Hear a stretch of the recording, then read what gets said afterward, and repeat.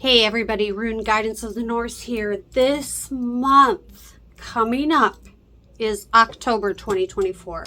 Now listen, I want to take a little shift away from the runes for a second because this is really important.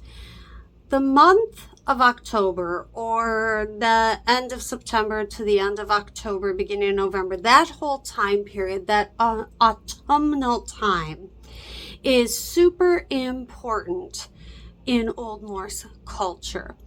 There are three main holidays, I'll say, that we find during this time, and I want to get this video out to you now so that you can possibly observe these holidays this year yourselves in the month of October. So we are going to be talking about Álfablót.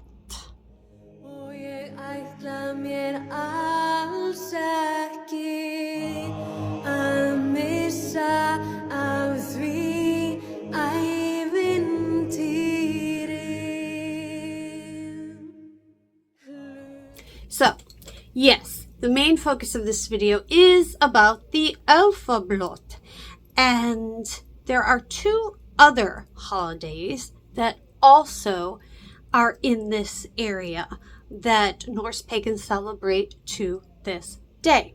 So, the first being Haustblót. That usually takes place toward the end of September. You know, of course, there are no set dates like from the Gregorian calendar, of course, and even set dates in the time, the way they measured it in the past, of course not.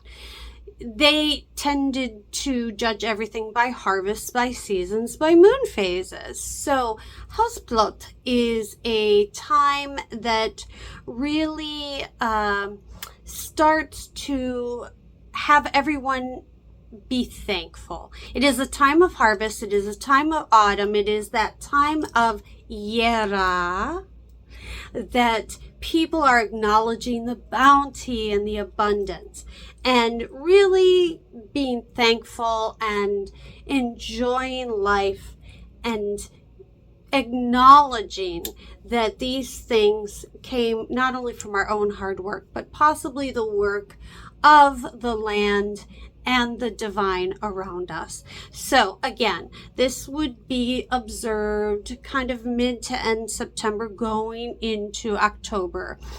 Nowadays, more modern Norse pagans tend to observe it around the 1st of October. So that's the first one that you should be mindful of. And it's really the fall season or the harvest season. The second thing is Vetrnætr, and that's winter nights in Old Norse. This is generally a 3-day period, and it takes place the full moon after October 1st. So a full moon that's in October. Now in 2024, the full moon is going to be on October 17th. So that would be the beginning of winter nights.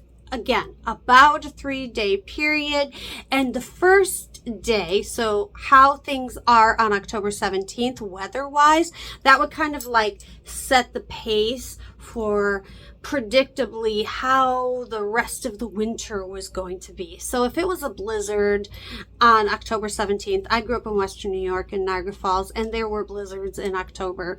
That would kind of set the pace for, it's going to be a rough winter. If it was warm and balmy and a second type of what they call Indian summer, then that would kind of set the pace. Now, of course, we're talking about Scandinavia, so the seasons are a little bit different than over here in North America, but they still viewed it as, gee, this is a predictor of our weather. Kind of like how we do Groundhog Day. It's similar to that. Now, this was a time also of introspection and looking inward and preparing yourself for what the winter months, which could be very deadly, would have for you. Now, the biggie, what this video is mostly about, that is Álfablót. Now, Álfablót technically would be celebrated around Halloween. And like many old pagan practices, it really was a time to reverence the dead. So we have Halloween, which in Celtic lore was when the veil was thinner, and even in Eastern European lore and other parts of the world where you could connect with the dead, connect with the ancestors easier. Then going into even the Catholic holiday once Christianity took over to All Saints Day, because they knew, they were like, well, we got to acknowledge it because these people are so freaking hung up on talking to dead people. And even today we have Dias de los Muertos, the Mexican holiday. See how there's this theme, this end of October, this accumulation of it being very sacred and hallowed, a time to commune and connect with deceased ones on the other side. Now, Álfablót. So it also occurs during this time. And this is the thing about Álfablót. It is the blot, or the sacrifice, to the Alfar, the elves. Elves are always intertwined with the ancestors. Now, are elves always the ancestors and dead spirits? Yes and no. I mean, I know I say that a lot to you guys when I'm talking to you and teaching you videos. I'm always like, okay, it talks about elves, so you know we're referring to ancestors. The thing is there's this kind of this implication that certain ancestors can become elves. And then there's also this other implication where there's certain sagas and stories that talk about certain humans who they say are part elf, which is rad and crazy and interesting. And we'll talk about that as well. So we don't have a lot of definitive structures about what elves and ancestors are in black and white. Everything is sort of overlapping. Like I always talk about the 9 realms, the 9 worlds that we talk about in the tree of Yggdrasil in Norse mythology, how they kind of overlap. They're not these separated things. It's the same thing with beings. Oftentimes they're kind of overlapping. Are they a god, or are they a Jotun, or are they half and half, or are they an elf, or are they a human, or are they a Jotun? I mean, things are not so cut and dry as maybe we like to see things in black and white nowadays in modern times. Things were much more fluid back then. So the Álfablót doesn't really have a lot of references about it in the mythos, but one that we do have is in the Heimskringla, and that talks about the saga of Olaf the Holy. So Olaf the Holy, Olaf Thorson, he used to be a Viking. He was all about his paganness. But then with Canute the Great, king over there in the history is where they started becoming kings over in Great Britain and blah, blah, blah. He converts to Christianity. Long story short, he converts to Christianity. And he then is known as Olaf the Holy.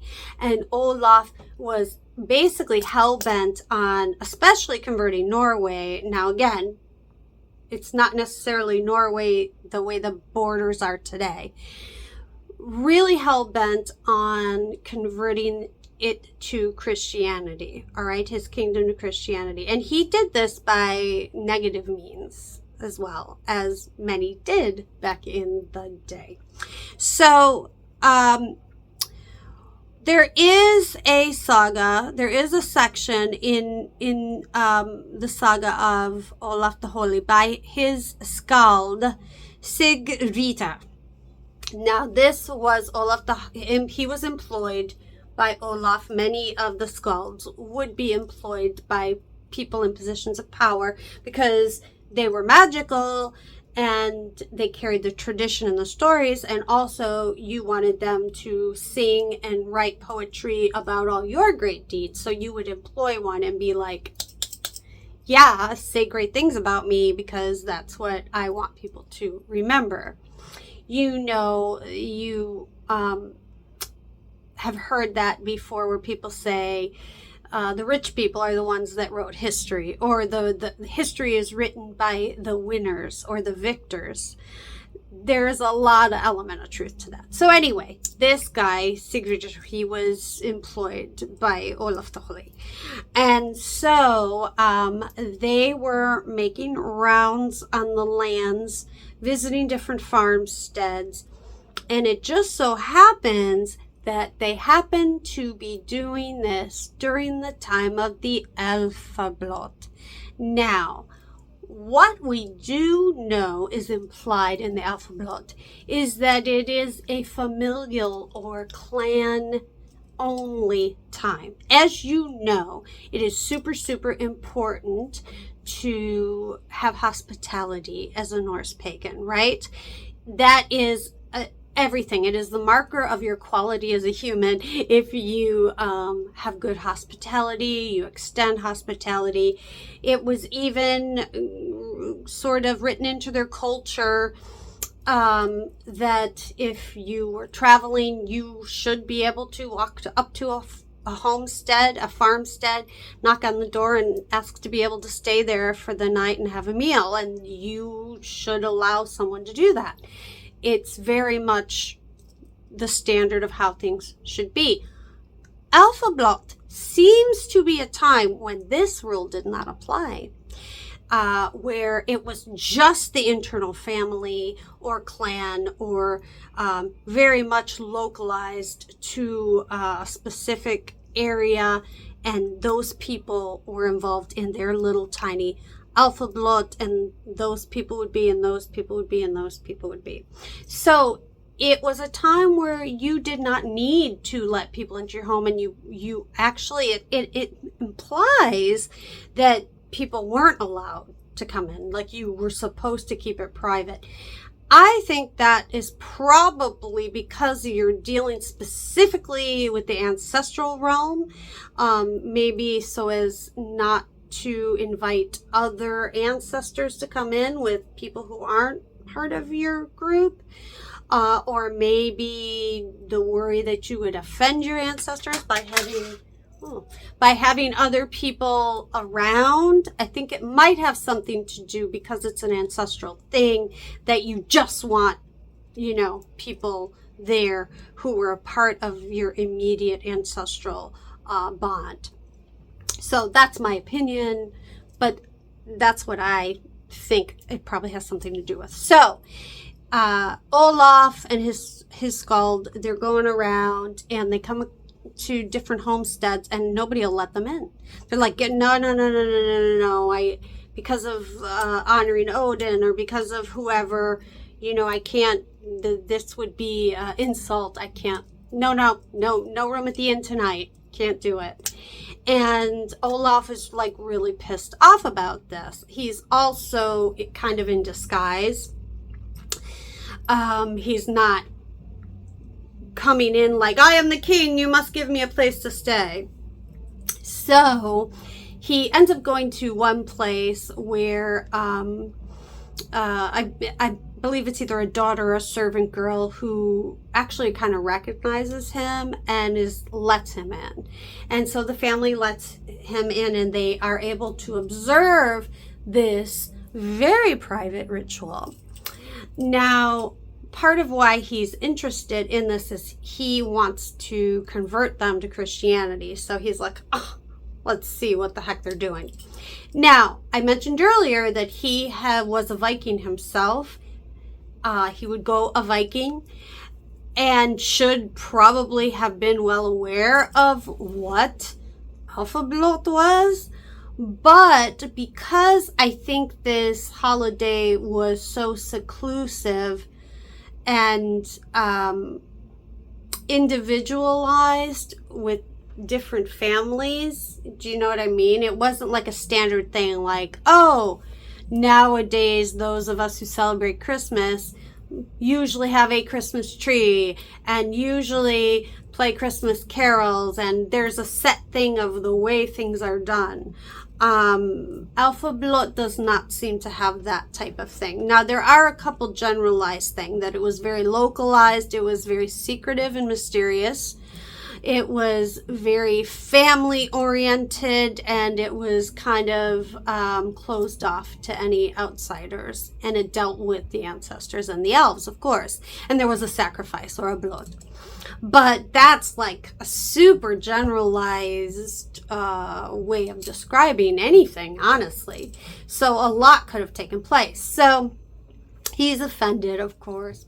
Okay, so they're in the home. They're observing this very strange thing. So what happened was the woman of the house, the Haustfreyja, or the house lady, took out a strange item wrapped in linen and did a ritual with it. Now, what it was a horse penis. So evidently what had happened before was, they tell the story about how one of their slaves was sacrificing a horse and cut off the male projectile and was going to throw it away, and I guess the brother in the family was like, oh look, it's going to get you, being kind of a jerk with it, telling goofy jokes, and the girl slaves were laughing, and the sister was like, yeah, get away, that type of thing. And the mother, they were going to throw it out, and the mother said, no, don't throw that out. I'm thinking horse penis. I'm thinking I could use that. Does this resonate with anyone? Okay, but anyway, so in a serious note, she took it and she wrapped it in herbs, leeks, which were, and linen. Now, for those of you in trolldom, you will know that, or maybe I didn't teach you guys that yet, linen and leeks, that combination historically is very much a magical spell of reviving dead body parts. It did have, also used in healing, it had a antibacterial component to it. So anyway, she preserves this combination of stuff, and it says that she would bring this out every fall, Álfablót, and every night they would do a ritual to this horse penis where they would speak over it, a poetry over it, say some magic words or galder over it, and pass it around, and each member in the family had to do it, and she worshipped it as a deity. Obviously, this was some type of fertility symbol. Now, that brings us to a very important aspect of Álfablót, where it is truly a time when we give reverence to Freyr. Freyr and Freya, because they are the twins of fertility, but Álfablót, the word by nature, is designated as a male word. So just like our English word male means a binary gender, Álfar, the word Álfar, is a male designated word, just like Dísar in Dísablót, or just like Norns is designated as a female word. And it is talked about in the sagas and the Eddas. They don't talk about female elves. Elves are generally referred to that they are, a male is an elf. But when they do talk about a female who is of that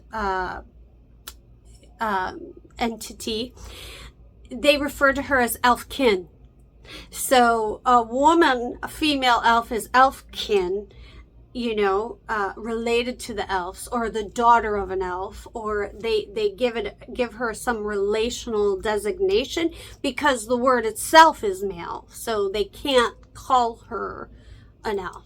Okay, so it's not necessarily that there aren't feminine elves, or female elves rather. It's that the word limits the way that they can express it, if that makes sense. So, very, very interesting. She probably, this Haustfreyja woman, this house woman of the house, it was part of a phallus cult. Phallus cults were very, very common back in the day. And so, to kind of give you a little bit of information about that, there is one of the things she says, actually, when she's chanting over it, she says, thank you to the giantess Mornir, accept this holy offering. And they would chant some stuff, and then the next person would say the same thing. So they were like praying to this giantess called Mornir.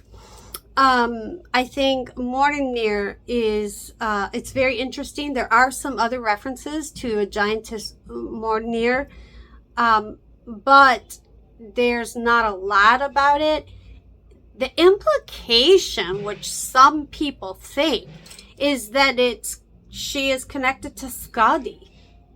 And because there are some other references where it says Mornir's daughters, these certain giantesses.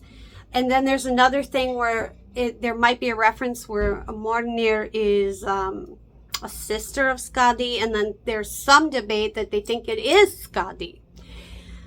That's bizarre, right? So why would a phallus cult be associated with Skadi? Well, this is something that's really interesting. So we don't have a definitive on if it is or not. But there is a possible link to a faux castration and Skadi. So a lot of these phallus cults did involve castration, or not just worshiping the genitalia, but sometimes it would involve castration. And even with, I think, the cult of Sybil, back in where she's from, is it Greece? I'm sorry, I don't know all the other pantheon stuff. But I do know that Sybil, her cult, her priests would castrate themselves to her. Castrate themselves. Like, bad enough to get castrated, but how do you do it yourself without stopping? I don't know. But anyway, so that is a common theme that can happen in these phallus cults. So, but back to Skadi and the faux castration. Do you remember the myth about Skadi and Loki? And Loki, they were trying to make Skadi laugh. And so Loki was being rambunctious and doing all kinds of stuff. And then he tied his nuts in some ropes, and like was like, oh, showing the pain, and then he like fell into Skadi's lap, and it made her bust out laughing. He succeeded in making her laugh. I think that's really, really interesting, because that was a way that you would castrate bulls, by tying them in with rope and twisting. So in that myth, and we know the myths are all about layering and symbolism and that type of stuff, she is connected with Loki doing something that he thought would please her or make her laugh, of course. But it was more than just like, oh, I got hit in the nuts, oh, like some 1980s teen movie that's supposed to be funny. It's, I think it's more about him doing something that she would find pleasurable, funny, pleasing to her, because why would she like that? Unless she was possibly associated with the phallic thing. Okay, so this is all speculative. This is not something that's definite. But in this family's Álfablót, they revered this symbol of fertility, which was this preserved penis. Álfablót being directly linked and associated with the harvest, with fertility. When those two things combine, you get the god Freyr. So Álfablót acknowledges the divineness of Freyr, the aspect of his ability to be the seed, to penetrate the earth, to cause abundance and growth, and then we harvest it and we benefit from it. So offerings were given to the Alfar and to Freyr as well. And in some cases, those offerings included reproductive bodily fluids, if you know what I'm talking about, because that was the seed.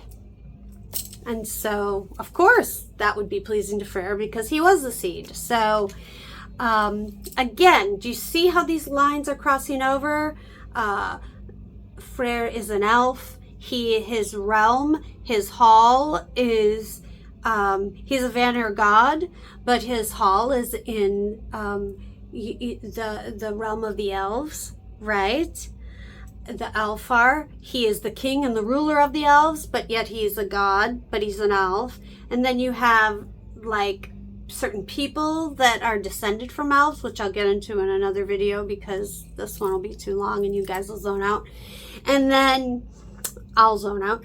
And then you also have this aspect of all of these things crossing over, interweaving, but also the idea of the ancestors. So the dead are associated with the elves. The living are associated with the elves. The gods can be associated with the elves. Now you're having Jotun associated with the elves. So it almost is like, what are the elves? Like, they obviously affect every realm and every person. At the end of the day, we can safely say Álfablót is made up of 4 generalized things, and I touched on them earlier in the video, that it's private, it's local, it's at the end of October in the fall. It is a mystery. We don't really totally know everything that is that's taking place, and it's probably very subjective, and that it is a dedication or a sacrifice to the elves.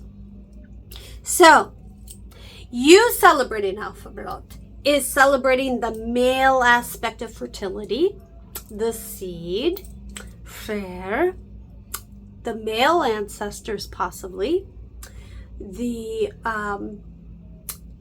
giving of offerings and sacrifice. Blót is a sacrifice, but it's not necessarily a sacrifice as a gebo or even exchange, like help me with this problem and I'm going to do this for you. It is sacrificing it just to honor them. And so offerings of food and meat and poetry and prayer, these are some of the things that people bring during Álfablót to show honor and respect to the elves. Now, there is another thing I want to say. There was a king called Olaf Geistardalf, and he was a king who was believed, this is a different Olaf, he was believed to have been descended from elves, and that was a thing. You could have elf lineage in Old Norse times. Maybe some of us do. Anyway, you could have elf lineage, and that gave you the ability to possibly be more magical. Anyway, so Olaf Geistarelf, he this reference to him is in it's several sagas make reference to him. He's the one that I mentioned before where he died, and because he was part elf, they put him in the burial mound. That's another thing where you would go to graves to do Álfablót with your family or stay inside. You could do it in a hof or a temple. You could do it on a hauger or a burial mound, or you could just do it in the house or the house. And he was put in the burial mound, and they continued to kind of worship him. And there is a saga where it's talking about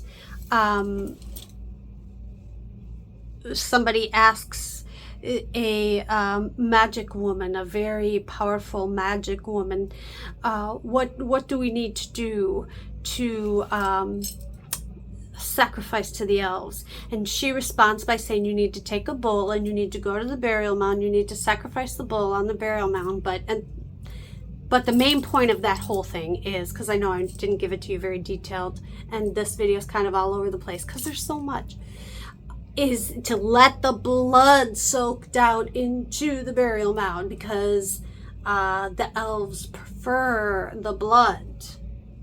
They like a blood offering. What do you think that means? Because it's a holiday about the ancestors, so it's about the blood. It's about the blood. So that's symbolic of the blood connection of ancestry. The graves house your ancestors, your blood, your kin. We know that adoption in Old Norse times was equivalent to blood or kin. So if you were adopted, you were considered a blood relative. So don't be all like, yeah, but what if you're adopted? That didn't matter to them. You were brought into this bond. So the blood being symbolically given to the elves, because you're showing them this is what is so important. There's an old Swedish tradition that when a woman was 7 months pregnant, she would prick her finger and take the blood and put it on a piece of wood and wrap it up in linen, and then she would burn it, and that would be a way to protect the her newborn child when they were alive. So and there's a couple variations on that tradition. Some are where the linen was dried out by that fire, and then that linen was used to wrap the newborn in. There's different variations, just like there are different traditions in different families. That's a very old one. I wasn't raised with doing that type of thing, but that is a Swedish tradition that they had, because the blood is what protected the ancestors. Protected. So you're going to sacrifice blood on the burial mound for them to know that, yeah, we need to be protecting our family, our lineage that is still continuing on the earth. Okay, so that is Álfablót in a nutshell. Boy, that was a convoluted nutshell. I know it seemed kind of like here and there or whatever, but it's just that even if, like, my notes that I write and keep and my books that I teach, or if I, whatever, once I start talking about it, one thought makes me think of another thought, another thought, another thought, and then I kind of go around like that. But that's the general idea of Álfablót. So, Halloween time, be thinking about your ancestors, your connection to the Elfar, your connection to Freyr, and the bounty and the harvest, and your thankfulness for it. I think that's maybe where our focus should be. So I wish you all a blessed Álfablót coming up next month, and yeah, I'll be talking to you before then. All right, you guys take care. Bye.